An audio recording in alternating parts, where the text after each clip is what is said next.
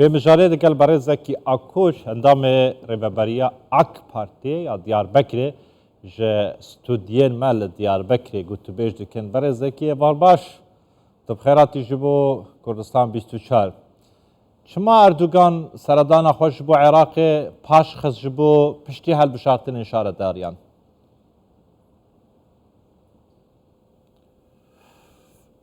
gelek spas. Erdoğan jî barek giran li ser wî.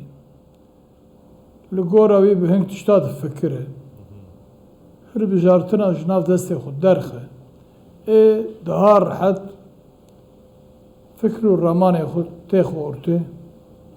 Di serê wî de çi hebe ji vî saetê şûn da daha hilbijartin jî ortê namînin ê rehet hereket bike.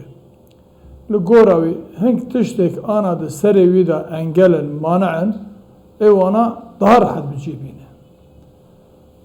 Ji bona wî van tiştana pir girîng in werxwaneyekî di dû hilbijartina re di heqê heremê de di heqê Tirkiye de pirsgirêkek li ber çavê xwe dibîne bi hevalê xwe re îstişare dike ê wana derxwe ortê û fikra xwe îlan bike. باشه اردوغان دخوازه دیگل برپرسن عراق چه پرزگیری که چاره سر بکه Bele.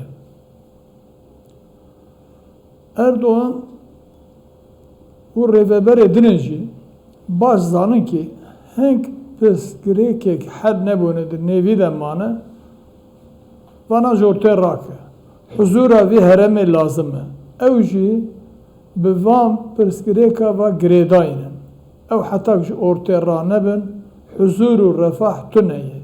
û êk dixwaze viya rake hel bike çareserî bike dîsa di nav mewcûd lîderê Tirkiye'de Tayyip Erdoğan e. Piştî hilbijartina di qafê wî de çi hebe ê deyne ortê û êkî Tirkiye karibe vî îşî her bike jî ancak Erdoğan e. Çünkü vanê dina ev pirsgirêkek ana em di nav re dene.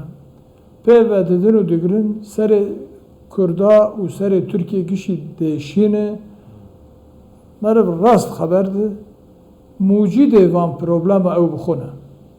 Ew ê kuya hel kirine nikarin êk anîne ortê li serê vî heremê Kurda kirî bela ne bu wana hel nabe. Ancak eviya yekî werk Erdoğan efendim مبسطة PKK ya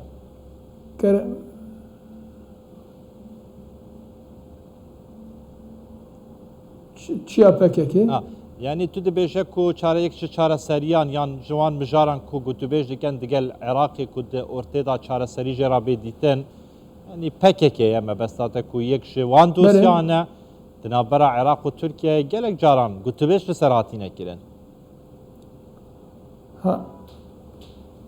Muhatabı Erdoğan li derve Türkiye Herêma Kurdistanê.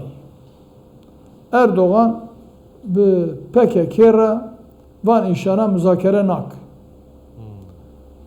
PKK madem ki xwe perçakî vî milletê hesab dike eger dixwaze vî mesele ji ortê rabe di vî hawayê de samîmî bira ewrê here bi Herêma Kurdistanê re vî îşî hel bike.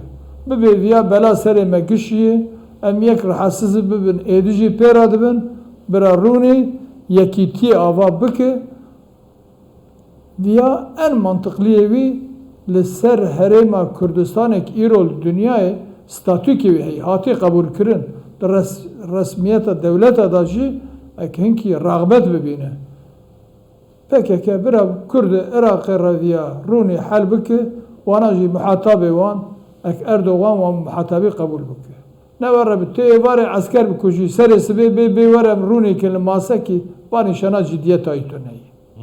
Hindî wê baweriyê hindî wê baweriyê dane ku desthilatdarên Iraqê yan dewleta Iraqê bikar be vê pirsê پرسا پککی دوسیه پککی دیگل ترکیه چارەسەر بکە خو اف نەداخوازیا یەکەم جار یا تورکیایە دەهان جاران تورکیا داخواز ji Iraqê kirêkoyî dî divê pekekê di nava xwe da derxînin divê piştevaniyên xwe ji bo pekekê rabigirin rawestînin Tu ya wextek dibê tu Herêma Kurdistanê tenê qest dikî ya tevî dewleta Iraqê gişî. dewleta Iraqê Devleta Iraqê. Mesele di serê ewil da muhatabê wî Kurd in. Bira devleta Iraqê ji vîya neke bihane. Ji xwe bi Ereba tenê bimîne ew bi xwe jî naxwazin Kurd bigihên statûkî.